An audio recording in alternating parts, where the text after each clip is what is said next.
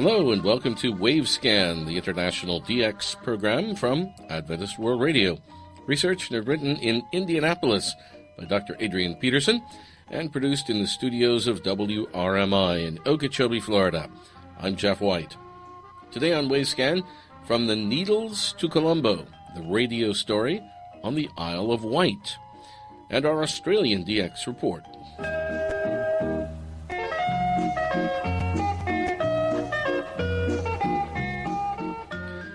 The Isle of Wight is located on the southern edge of England, half a dozen miles across the waterway known as the Solent. The island itself is approximately 25 miles by 12 miles, and it might be described as a diamond-shaped diagonal square. Tourism is the island's main industry, and dinosaur fossils are found in the chalk cliffs. The resident population is around 140,000. Ray Robinson of KVOH has today's report on the Isle of Wight and the story of radio there. The island is rich in European and British history, and it was known as Vectis under the rule of the Roman Empire 2,000 years ago. At one stage it was an independent kingdom during the era of the 1400s. The most famous building on the Isle of Wight is Osborne House, built under the direction of the illustrious Queen Victoria in the mid-1800s. At the time when Melbourne was the temporary capital city of Australia, before the federal development of Canberra, Government House was designed and built as a copy of Osborne House on the Isle of Wight. It was in November 1897 that the famous Italian wireless inventor Guglielmo Marconi made a visit to the Isle of Wight, and he rented rooms in the Royal Needles Hotel overlooking Alum Bay on the western tip for the winter. The Needles were a neat row of 4 rocky pillars extending out into the edge of the bay, though the slendermost has long since collapsed. Marconi installed his wireless equipment in the billiard room, and a 168-foot tall wooden mast was erected in the grounds nearby. Work on the installation of the wireless station was completed by Marconi's assistant, George Kemp, on December 5, 1897, and the next day, Monday, December 6th, test transmissions were commenced. On the Tuesday, test transmissions began with 2 tugboats belonging to the South Western Railway Company. These 2 tugs, the Solent and the Mayflower, received the Morse code tests from the new Marconi wireless station in the Royal Needles Hotel while they were stationary in Alum Bay, and while manoeuvring around the Solent waterway. On January the 9th of the new year 1898, Marconi gave a successful public demonstration of his wireless equipment. And then, on July 3rd, the station was opened for commercial Morse code messages back to the English mainland.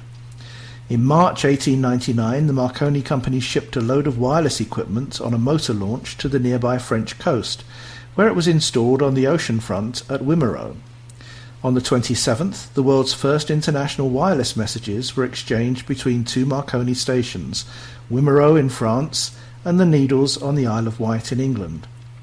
This first message ended with 3 V's in Morse code, signifying victory or success. On June 3rd, Lord Kelvin sent the world's first paid wireless telegram from the new Marconi station at Needles on the Isle of Wight. The message, which was addressed to Sir George Stokes and Sir William Preece, simply stated the route by which it travelled, from the Isle of Wight by wireless to nearby Bournemouth on the English mainland, and thence by wire to Cambridge and Glasgow.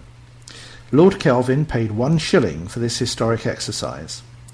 During a 16-day period in August of this same year, 1898, 150 messages were successfully transmitted between the Royal Yacht Osborne and Osborne House on the Isle of Wight. Osborne House was the private home of the elderly Queen Victoria and her 9 children, and during this time period the Royal Yacht Osborne was afloat in the Solent, the waterway that separates the Isle of Wight from the English mainland.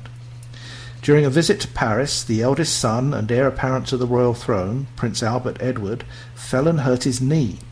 He chose to spend his time of convalescence aboard the Royal Yacht Osborne, and Queen Victoria invited Marconi to install wireless equipment at both locations for communication between the royal mother and her son. The land-based terminal was installed in Ladywood Cottage in the spacious grounds of the Grand Osborne Palace. As a gesture of appreciation, the 79-year-old Queen invited the 24-year-old Marconi to lunch at Osborne House. On November 15, 1899, Marconi was aboard the ship SS St. Paul, some 36 miles near to the Isle of Wight on his return voyage from a visit to North America.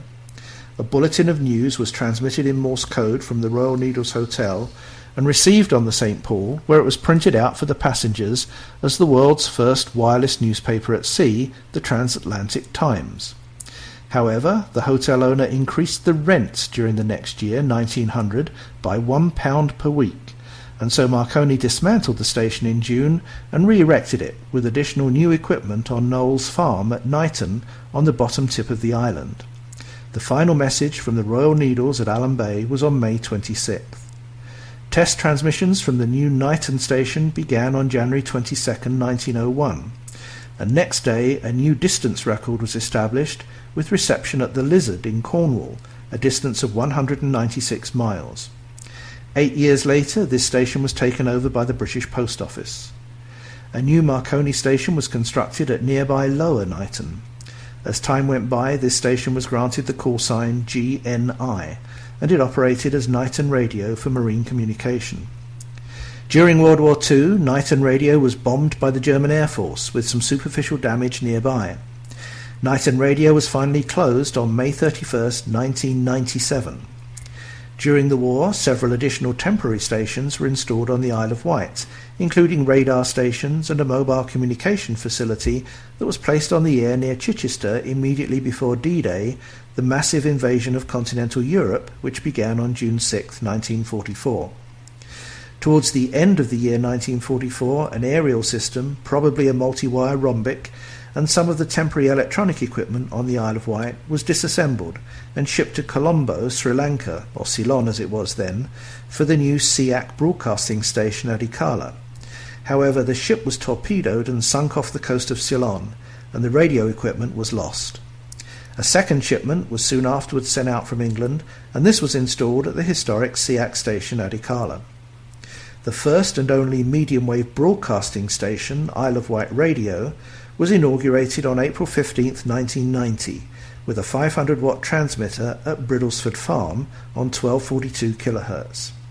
But this station transferred to the FM band in March 1998, and the medium-wave unit was closed down soon afterwards. Thank you very much, Ray. That was Ray Robinson of KVOH. The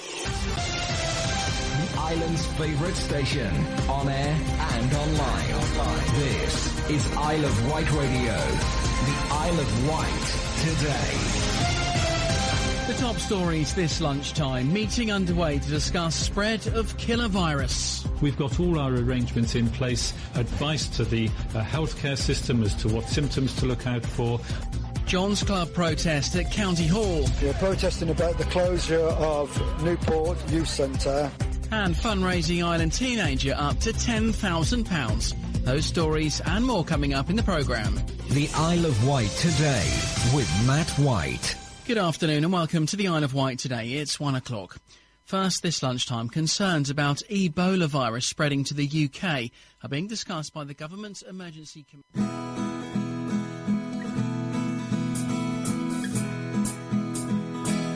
You're listening to Wavescan from Adventist World Radio. Send your comments and reception reports to Wavescan, Box 29235, Indianapolis, Indiana 46229 in the United States. That's Wavescan, Box 29235, Indianapolis, Indiana 46229 in the USA.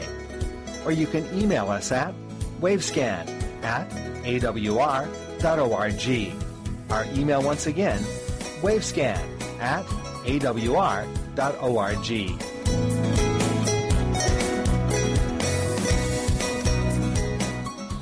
Thank you, Ellen. Let's go to Australia now. Here's Bob Padula with his monthly DX report. Greetings to shortwave enthusiasts around the world. This is Bob Padula in Melbourne, Victoria, Australia, with another edition of the Australian DX Report. These magazines provide news of shortwave broadcasting stations, monitoring summaries, propagation news, and other information concerning world international broadcasting. As I start to remind you that full detail QSLs are available for correct reports received for these episodes. The address will be given at the end of the program. And to note that all times, days and dates given in our episodes are in UTC, and we use the 24-hour time system. The episodes are compiled from resources made available by the Electronic De-Express Radio Monitoring Association, which is based here in Melbourne. We have lots of information in our program this time, as usual, and that includes our solar activity report, propagation and monitoring, shortwave station news, and information concerning new schedules of international broadcasting services. So first up, we have our solar activity report with the courtesy of the Ionospheric Prediction Service in Sydney, New South Wales here in Australia. The IPS reports that solar activity is now running at a moderate level. It's been down as low as low or even very low in recent weeks, but has now moved upwards. The report indicates that the 10.7 centimetre solar radio flux has increased to 198. That's 198. That's a very high level. And the daily equivalent smooth sunspot number has increased to 150. That's 150. And that's also a very high number. And the IPS says that those figures are not expected to change significantly in the immediate future. So that means that we'll be experiencing worldwide reception on darkness or semi-darkness paths on frequencies above about 14 megahertz with more reliability than in the past. So frequencies above 14 megahertz on darkness paths, and as I mentioned, will become more reliable as we move into the current season. Current season, of course, is the A 2014 season. This is the current season that we're now in. The international broadcasting schedules all operate within these parameters, and the current sunspot cycle is sunspot cycle number 24. And this is expected to peak sometime towards the end of this current year. So we're currently at the plateau of sunspot cycle 24, and while we're during plateaus of sunspot cycles, shortwave propagation can tend to be somewhat unreliable and unpredictable on long-distance paths. Now, some information concerning monitoring. Pelican Lake is in Melbourne's outer east, here in Victoria. The lake is actually part of what is known as the Chirnside Park Country Club, 35 kilometres east of the central business district next to the Yarra River. I was there recently in the afternoon. Some good signals were tracked in the 49, 31 and 25 metre bands across the time span 0500 to 0530. And this is a summary of what I heard recently, using small Eaton E5 receiver with a 5 metre random antenna. 6005, the BBC from Ascension in English, and these are all 0500 to 0530. 6060, Radio Havana, Cuba in English. 6080, the Voice of America from Sao Tome in English. 6125, Spanish Foreign Radio in Spanish, and that's as early as 0350. 6180, Radio Nacional, Brazil, early fade-in as early as 0355. 9565, another Brazilian station, 0500 to 0530. And 9645, yet another Brazilian, same time period. And 9818, the station in Brazil heard at 0500. The nominal frequency is 9820, but it's drifting down to 9818 or 9819. And Radio Nacional Brazil 11780, and 11780, the same frequency for the Voice of the Islamic Republic of Iran in English, from 0400 to signing off at 0420. And another Brazilian station on 11815, And finally, 11905, China. China National Radio Network 5. It's the internal service, domestic broadcast in the Amoy language.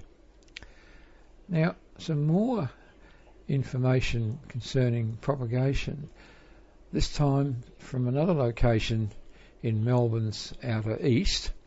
This is from the Warrandyte State Park at a place called Fiddler Gully Pigtail Track. This location is in the Heritage Gold Mining Precinct. Sadly, no nuggets now, only tailings, old shafts and quartz outcrops. And between 0500 and 0530, one afternoon recently, I looked at the 13, 16 and 22 metre bands, again using the Eaton E5 receiver and a 5 metre random wire. And this is what we heard.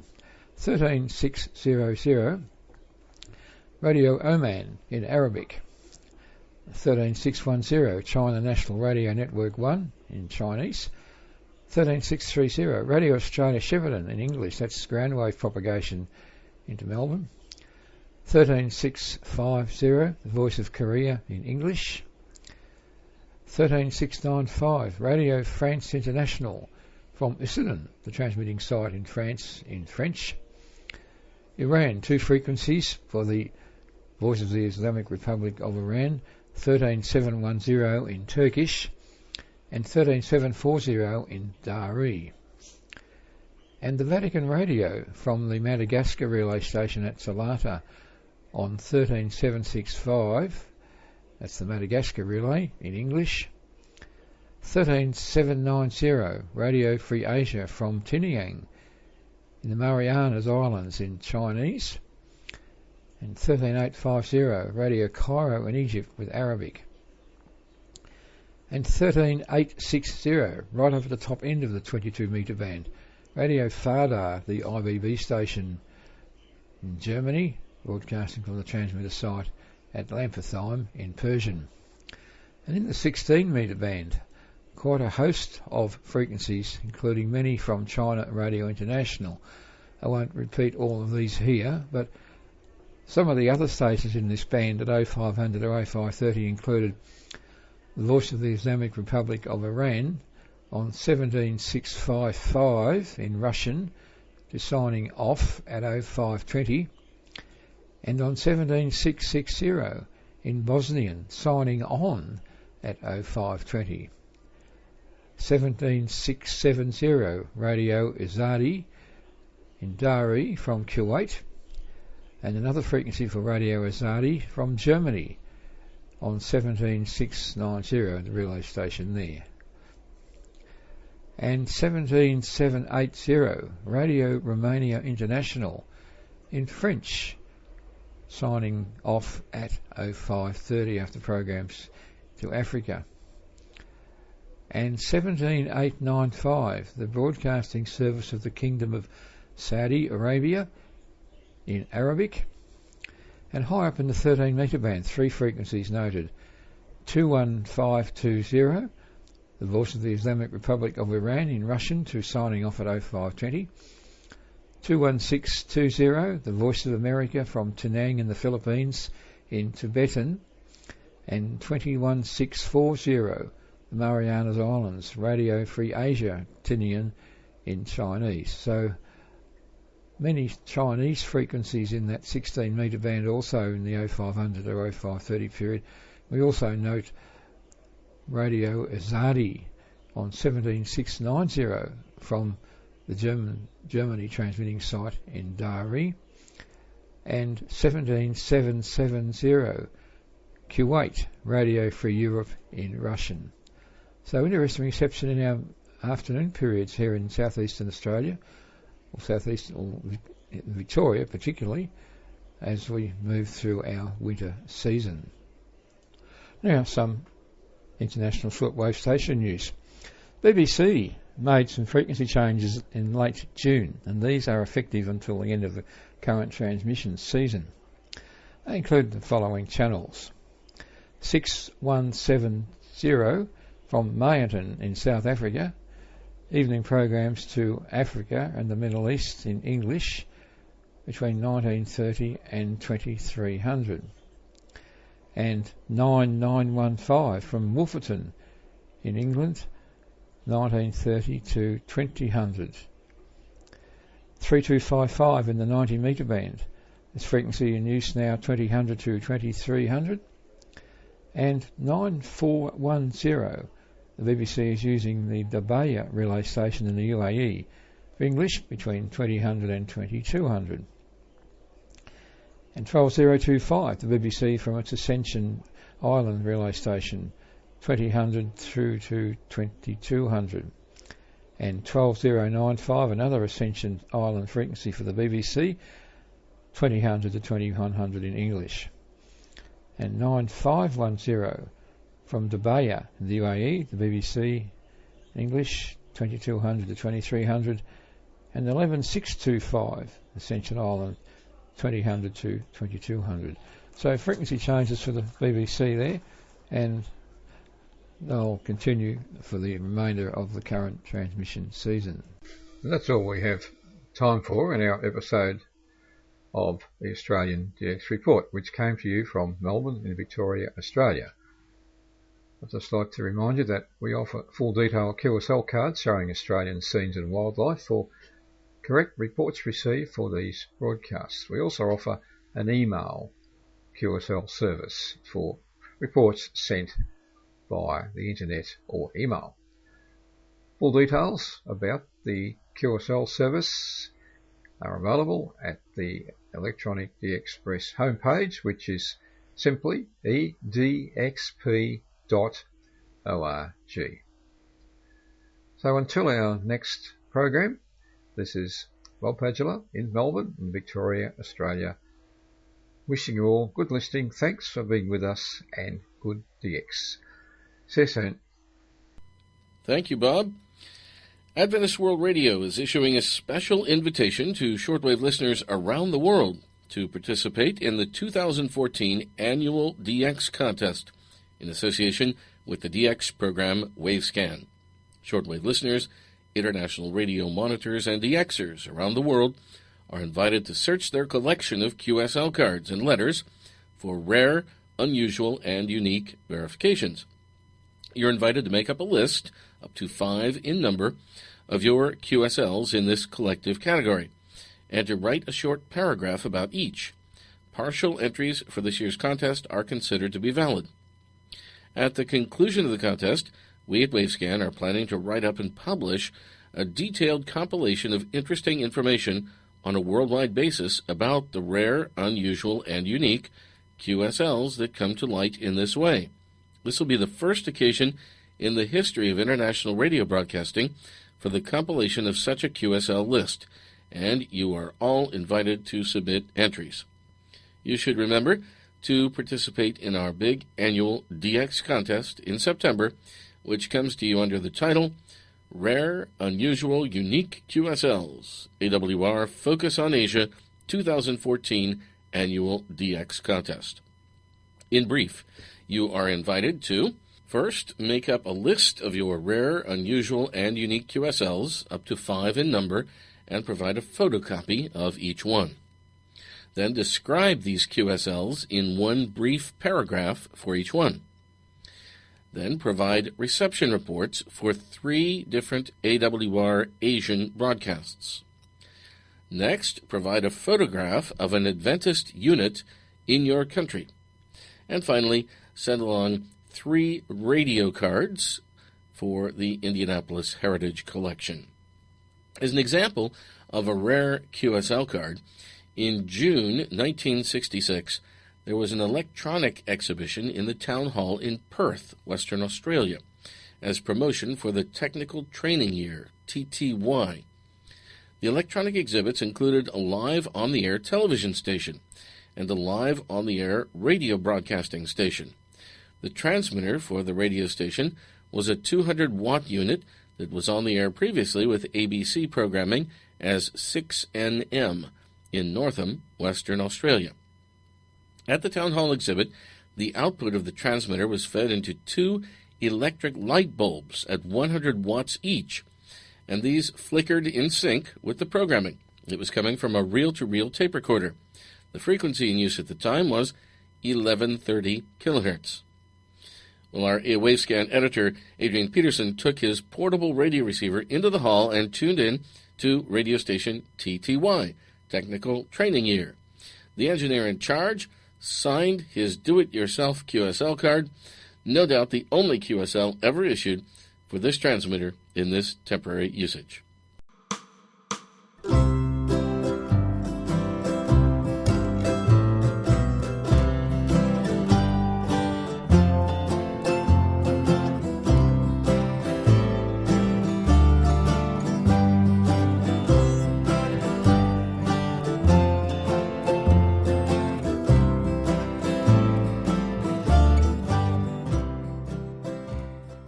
After the exhibition was over, the 200-watt transmitter was taken to Esperance on the south coast, where it was installed as the emergency transmitter for the new ABC station 6ED. Was sail all over the world. And we end today's Wavescan with some traditional music from the Isle of Wight, the Wight Wassail. Thanks for listening to Wavescan, the international DX program from Adventist World Radio, researched and written in Indianapolis by Adrian Peterson. Several QSL cards are available for your reports on this program. Send your AWR and KSDA reception reports to the AWR address in Indianapolis that we'll give you in a moment, and also to the station that you're tuned to, WWCR, KVOH, or WRMI, or to the AWR relay stations that carry Wavescan.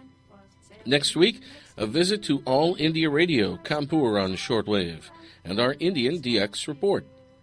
Our main address for your reception reports is Wavescan, Box 29235, Indianapolis, Indiana, 46229, USA. That's Wavescan, Box 29235, Indianapolis, Indiana, 46229, USA. Our email, wavescan@awr.org. That's wavescan@awr.org. I'm Jeff White at WRMI in Okeechobee, Florida. Till next week, good listening, everyone. Promises and give us a mighty good feast to Skogel and Snowball and Svanel like geese. We'll swallow your cider and go lock your beer. And when we're all crabsy, we'll give you a cheer. Was sail, a jolly good was sail. So ring up song now, mate, and join our was sail. Come, ladies and damsels, in your fancy shawls, and your lily white smocks, good health to you all. The year has now passed, and with it your sins, but there's not so good nuance as this year begins. Was sail, a jolly good was sail. So ring up song now, mate, and join our was sail. Was sail,